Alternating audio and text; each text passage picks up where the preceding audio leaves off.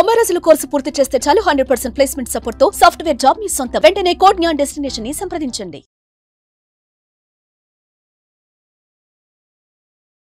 మన ఆలోచనలు గనక మారుతా ఉంటే దానికి తగ్గట్టే అన్నీ అంటే ధనవంతుడు అవ్వాలి అనేటువంటి ఆలోచన మనం గనక క్రియేట్ చేసుకొని అలా ఉంటే దానికి తగ్గట్టే రిసోర్సెస్ అన్ని క్రియేట్ అయిపోతాయి అని చెప్పేసి.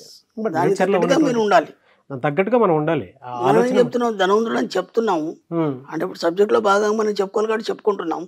దానికి తగ్గట్టు ఎక్కడ లేరు, ఎక్కడ మీ దగ్గర డబ్బు వస్తుంది రాదు కదా. అంతే, యుద్ధానికి సిద్ధమైతే ఆయుధాలు వాటంతట అవే వచ్చేస్తాయి. అట్లా ముందైతే అనుకోవాలి అనుకుంటే దాన్ని సమకూరుస్తాయి. అది థ్యాంక్ యూ సో మచ్ అండి. ఈ వీడియోలో ఏం చెప్తున్నారు? మనం ఏం చేస్తామంటే ఒక విద్య నేర్చుకోవడానికి ఒక గురువుని ఆశ్రయిస్తాం, ఓకేనా. ఇప్పుడు ఆ విద్య మాత్రం నేర్పుతాడు ఆయన, ఓకేనా. అలా ఇంకో విద్య నేర్చుకోవడానికి ఇంకో గురువుని ఆశ్రయిస్తాం, ఆయన ఆ విద్య మాత్రమే నేర్పుతాడు. మన జీవితకాలంలో కూడా కొన్ని స్టడీస్ ఎట్లా ఉంటాయంటే దానికి సంబంధించి మాత్రమే ఉంటాయి. మనం ఇంజనీర్ అన్నప్పుడు దాని వైపే ఉంటుంది, డాక్టర్ అన్నప్పుడు దీని వైపే ఉంటుంది, ఇంకా వేరే సివిల్ అవన్నీ వేరే వేరేగా ఉంటాయి, ఒక్కొక్కటి ఒక రకంగా ఉంటుంది. కానీ నిజమైన ఆధ్యాత్మిక గురువు అంటే ఎవరు, ఆయన దగ్గర ఏముంటుంది? ఇప్పుడు మనం ఒక దేవుడు కానీ లేదా గురువు కానీ ఆశ్రయించినప్పుడు మనం ఏమనుకుని పోతామంటే ఆయన దగ్గరికి పోతే నా సమస్య తీరుతుంది, అవునా కదా. అది ఎలాంటి సమస్య అనేది ఆ సంబంధంలా, అతని దగ్గర పోతే ఆ సమస్య తీరుతుంది, ఓకేనా. తర్వాత ఇంకో వ్యక్తి వస్తాడు, అతనికి ఒక సమస్య ఉంటుంది, అక్కడ వెళ్తే తీరుతుంది అని ఒక నమ్మకం, ఓకేనా. ఒక ఆశ్రమం కావచ్చు, ఒక ఏదైనా కావచ్చు, అక్కడ కొన్ని 100 మంది వస్తారు, అంటే 100 రకాల సమస్యలు అక్కడ ఉన్నాయి.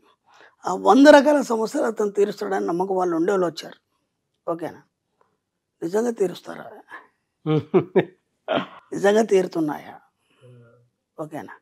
ఒకసారి మనం పునఃపరిశీలిద్దాం. ఎందుకు చెప్తున్నానంటే మన సబ్జెక్ట్లో మనం ఎవరిని కించపరచం, ఎవరిని విమర్శించాం, వాస్తవాలు మాట్లాడుకుంటాం. మన సబ్జెక్ట్లో మనం వాస్తవాలే మాట్లాడుకుంటాం, ఏది నిజం ఏది అబద్ధం, మనం సత్యం వైపు ప్రయాణం చేయడం విషయంలో మనం ఇదంతా మాట్లాడుతున్నాం. ఇక్కడ నిజమైన గురువు అని ఎవరు అంటారంటే ఆకర్షణ సిద్ధాంతాన్ని అవసోపాన పట్టిన వాడు ఎవడైతున్నాడో వాడు నిజమైన గురువు అని చెప్పబడింది శాస్త్రం. ఆకర్షణ సిద్ధాంతాన్ని అవపోసన పట్టినవాడు వాళ్ళని సద్గురువు అంటారు, లేదా నిజమైన గురువు అంటారు. ఎందుకంటే ఇప్పుడు గురు పరంపరలో నేను గతంలో కూడా చెప్పాను, ఒక్కో స్టెప్ దాటుతూ చివరిలో సద్గురువు అని అంటాం మనం. సద్గురువు అంటే ఇక సంపూర్ణం, ఇక అక్కడ ఏం లోటు ఉండదు, ఓకేనా. ఇక్కడ ఒక్కొక్కరు ఒక్కొక్కటి చెప్తున్నారు, మనకు అది నిజం అనిపిస్తుంది, అప్పుడు కొన్ని రోజుల తర్వాత అబద్ధం అనిపిస్తుంది. అంటే ఒక సిద్ధాంతం ఏదైతుందో ఆ సిద్ధాంతం కొన్ని రోజుల తర్వాత మారిపోతుంది కదా, అవునా కదా. ఎందుకంటే మళ్ళీ కొత్త వాళ్ళు రాగానే మళ్ళీ ఏమనిపిస్తుంది అంటే మళ్ళీ ఇది కరెక్ట్ ఏమో అనిపిస్తుంది. మన టీవీలో వింటుంటాము, ఎన్నో చూసుంటాము, యూట్యూబ్లో ఎన్నో వస్తున్నాయి. ఏది సరే, ఎంతకని మనం ఏదైనా ఎటువైపు అని ప్రయాణం చేస్తాం, ఎంతకని మనం వాటిని తెలుసుకోగలుగుతాం. జీవితం మొత్తం ఇదే పని, ఇంకేం పని పట లేదా మనకి. ఎప్పుడు సత్యాన్ని తెలుసుకొని సత్యం వైపు మనం ప్రయాణం చేస్తాం. కాబట్టి ముందు అలాంటి గురువు కోసం అన్వేషించు. అంటే ఎలా ఉండాలంటే నీ ప్రశ్నకి నువ్వు అడిగే లోపు సమాధానం దొరకాలి, ఓకేనా. నీ ప్రశ్నకి నువ్వు అడిగే లోపు సమాధానం దొరకాలి. నువ్వు ఆయన దగ్గరికి పోవాల్సిన అవసరం లేదు, అక్కడ ఏదో సేవలు చేయాల్సిన అవసరం లేదు. జస్ట్ మీరు ఏదైతే అనుకుంటారో ఏమంటే మీకు సమాధానం రావాలి. దక్షిణమూర్తి తత్వంలో అక్కడ సనక సనందాదులు కూర్చుంటే వాళ్ళు ఏం అడగరు, ఆ స్వామి ముందు కూర్చుంటారు అంతే.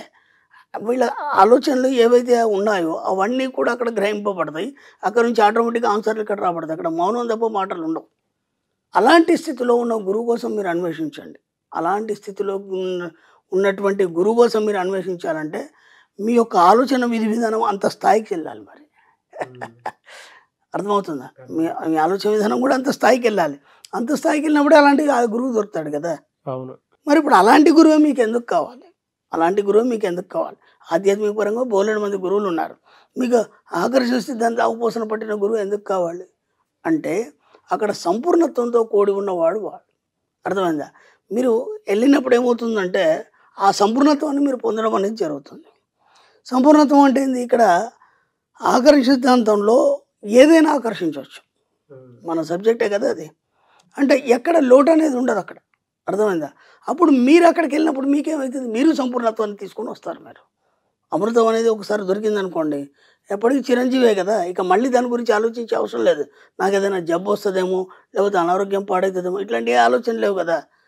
కేవలం అమృతం కోసం ప్రయత్నం చేయండి, అర్థమైంది? ఇప్పటిదాకా మీరు బోలెడు ప్రయత్నాలు చేశారు, ఎన్నో ప్రయోగాలు చేశారు, ఎన్నో తంత్రాలు చేశారు, ఎందరినో ఆశ్రయించారు, ఎవరేదో చెప్పారు, వాటన్నిటి చేస్తూ చేస్తూ చేస్తూ దాదాపు 40-50 సంవత్సరాలు గడిచిపోయింది.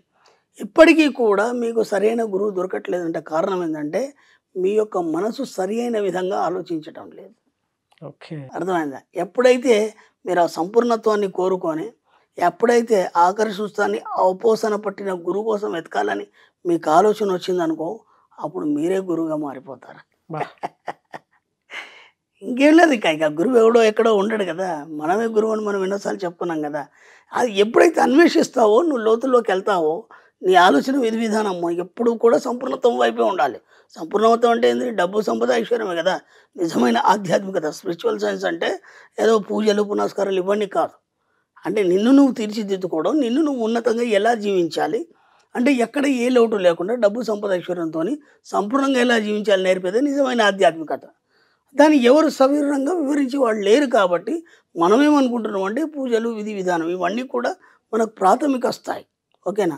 ఉన్నత స్థాయికి, ఈ స్థాయి దాటిన తర్వాత, ఉన్నత స్థాయికి వెళ్ళిన తర్వాత అక్కడ పూజలు పునస్కారాలు ఏముండవు. అక్కడ నువ్వు, నీ లోపల ఉన్న మనిషి, నీ యొక్క అంతరాత్మ, నీలో ఉన్న గురువు, ఇది మాత్రమే దివ్య దర్శనం ఇస్తుంది తప్ప ఇంకా కొత్తగా ఏముండదు. కాబట్టి వీలైనంత మట్టుకి, ఎంత వీలైతే అంత మ్యాక్సిమం ఎవరైతే ఆకరణ సూత్రంలో ఎవరైతే ఉన్నారో అవపోసన పట్టిన వాళ్ళు, వాళ్ళ గురించి ప్రయత్నం చేయడం వల్ల మీరే గురువుగా మారిపోయి మీకే అన్నీ అవ్వపడితే మీరే ఆ దారిలో వెళ్ళిపోతారు. మీకు కావాల్సినవన్నీ దాంట్లో సాధించుకుంటారు. సాధించే ప్రాసెస్లో ఈ సాధన చేసేనే పెద్ద ఇదిగా, అంటే దానికి ఒక కఠోర దీక్షలాగా ఉండాలనుకోండి. కఠోర సిద్ధ అవసరం లేదు కదా. జస్ట్ నీ ఆలోచన విధానం అనేది ఆకర్షణ సిద్ధాంతం వైపు మీరు అవపోసన పట్టే గురువుని అన్వేషించే విధి విధానంలో ఆ సూత్రాన్ని గురించి పదే పదే ఆలోచించినప్పుడు మీకు అన్ని అవగతం అవుతాయి. ఎప్పుడైతే మీకు అవగతం అవుతాయో మీరే గురువుగా మారిపోతారని చెప్తున్నాను. ఇది సూత్రం. ఇది ఇప్పుడు ఎలా ఉంటుంది సార్ అంటే, ఇంతకుముందు కూడా నేను గతంలో చెప్పాను. ఒక వాటర్ తాగారు, మీరు ఒక గ్లాస్ వాటర్ తాగారు, ఒక అరగంట అయిపోయింది. వాటర్ ఎక్కడున్నాయి? వాటర్ ఎక్కడో లేవు. వాటర్ లాగా మీరు మారిపోయారు. ఒకవేళ ఆ వాటర్ గిట్ట మీరు లేదనుకోండి, ఏమైపోతుంది? అనారోగ్యం వచ్చేస్తుంది, ఏదో ఒక రకమైన డిసీజ్ వచ్చేస్తుంది. కాబట్టి ఆ వాటర్ అనేది మీకు తీసుకున్నప్పుడు మాత్రమే కనిపిస్తుంది. అది మీలో ఒక భాగంగా మారిపోతుంది. మీరు దాని విధంగా తయారైపోతారు. ఓకేనా? కాబట్టి మీరు ఏదైతే ఆలోచిస్తున్నారో దాన్ని మీరు దానిలాగా మారిపోవాలి. ఎప్పుడైతే మారిపోతారో అప్పుడే మీరు గురువుగా ఈ యొక్క ప్రపంచానికి మీరు ఒక దివ్య కాంతిగా వెలుగొందుతారు. నేను చెప్పేది అది. నేను ఇంతకుముందు కూడా ఎన్నో చెప్పాను. మాస్టర్ వాక్స్ ఎలోన్ అని చెప్పాను. మాస్టర్ ఏం చేస్తాడు? ఒంటరిగా ప్రయాణం చేస్తాడు. మీరు అందరూ కూడా నేర్చుకునే స్థాయి నుంచి దాటిపోయారు ఇప్పటికి. అర్థమైందా? ఈ సబ్జెక్ట్లో, నేను వేరే సబ్జెక్టుల గురించి నేను మాట్లాడాను. ఈ సబ్జెక్ట్లో మీరు నేర్చుకునే స్థాయి నుంచి దాటిపోయారు. మీరు గురువుగా మారండి, మీరు మాస్టర్గా మారండి.